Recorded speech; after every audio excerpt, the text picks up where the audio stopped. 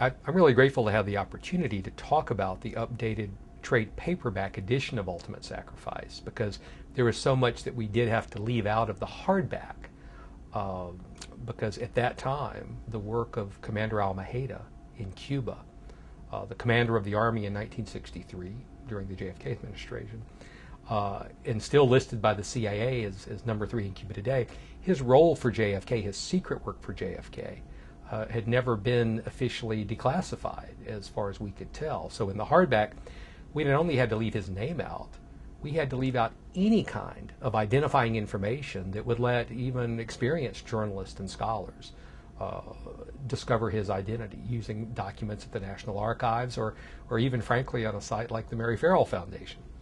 So there was just so much we had to leave out, because we didn't want to just leave his name out so that some journalist could then announce it a week later, because the people that worked with John and Bobby Kennedy, we interviewed over 24, and several of those key people did identify Commander Almeida to us. They indicated that we should not reveal his identity, both for his safety, since he was still high in the Cuban government, but also the safety of his family, because his wife and at least 2 children, 2 sons, had left Cuba under a secret pretext, not defecting, just Castro thought, okay, they need to go to this other country. They had never returned, and they were under CIA protection and remote observation, so that Castro's agents couldn't tell, for years thereafter, while they also received money, again funneled carefully to hide its true origin, but actually from the U.S. government. So we had to leave out his name and anything that could identify him, yet still try to tell the story. So naturally, the week the book, the hardback edition, came out, we got the final determination from the National Archives that information there identifying Commander Almeida by name and his secret work for JFK was declassified and was available to anybody who wanted to go to the National Archives. So 4.5 million JFK files there, but still it was going to come out. So my co-author, Thom Hartmann, and I decided, in conjunction with our publisher, Charlie Whitten, that we wanted the information to come out not in a piecemeal fashion, or that could be misinterpreted or used for other purposes, but to tell the most complete story possible. So even though the hardback was out and in the stores and being promoted,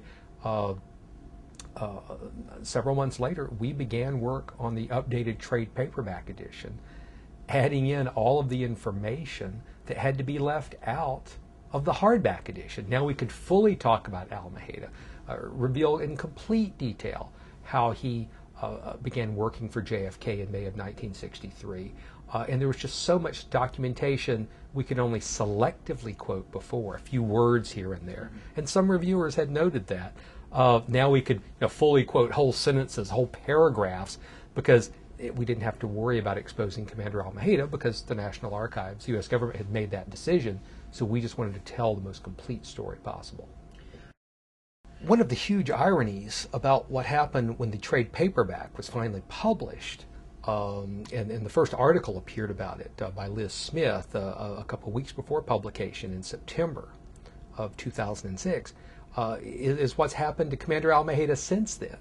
And it's truly something no one could have predicted, and it would have been far different if he had been exposed a year earlier, and that's because in August of 2006, Fidel Castro, of course, temporarily ceded power to Raul, disappeared from public view, had his considerable health problems. So, and people frankly did not know if outside of Cuba, outside of the Cuban government, if he was alive or dead.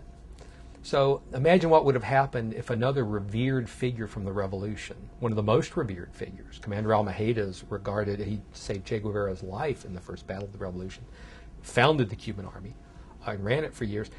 What if he suddenly disappeared with no explanation, or seemingly, could the Cuban regime stand up to that? Or would that look just too funny and raise too many questions? So, far from any kind of retribution, just the opposite has happened. By the way, the only public comment, and it's very obscure, was to the Liz Smith article that first revealed that the trade paperback was talking about Commander Almeida by name.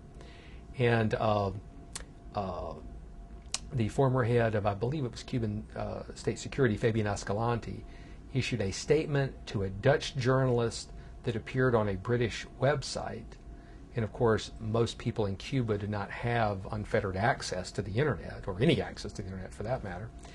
And that was basically denouncing Liz Smith and myself and co-author Thom Hartmann as we must be CIA assets. Didn't contest any of the factual information in the book about Commander Almeida and the secret coup plan with JFK, because we were working from people who worked with Bobby or with Almeida and the government documents. So they didn't exactly try to contest the factual information. They issued that. But ever since then, as far as people in Cuba know, Commander Almeida has been more prominent than ever since being named in the book. It's amazing. There was a celebration in Cuba. Celebration's not the right word. There was a notation of the tragic incident when the Cuban airliner was blown up, linked supposedly to Posada, and Almeida's sitting right beside Raul Castro there. A short time later, Fidel's birthday had been delayed from August, it is, I believe, and they were going to celebrate the 50th revolution anniversary of the founding of the Cuban army and the start of the revolution, when Fidel and 12 disciples came over on the Granma, the ship, and of course Almeida was one, Raul Castro, Che Guevara, and that was going to be celebrated December the 2nd.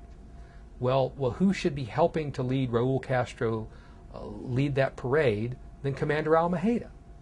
They even had a replica of the ship, the Granma, in the parade, the biggest parade, military parade in Havana in over a decade. This is a massive celebration. And who shares the podium with Raul Castro when he's giving the big speech? Then Commander Almeida. The band in this tremendous military parade is playing a song written by Commander Almeida. And oddly enough, while Almeida is sharing the stage with Raul Castro, Raul issues a very rare olive branch to the United States. Kind of like, talk to me. And this has come up since then, again, July 26, 2006. So there are many pictures people can find from news services, and it's, Raul Castro and Commander Almeida. Now, again, Commander Almeida seems to never be allowed, in front of a big crowd in Cuba without Raul Castro or another high official, within grabbing distance of him practically. But it is interesting what a high profile he has had since then. And there has even been a note made in the French press citing a U.S. Journalist with CIA connections, I believe a former CIA analyst, that there are some sort of talks going on between the Cuban military and somebody in the U.S. So, in a complete irony of history, what JFK and Bobby tried so hard to do in the fall of '63, which was to yield some sort of a coalition government in Cuba acceptable to the United States, with Commander Almeida and certain key Cuban exiles, it's conceivable that could still happen sometime in the not too distant future.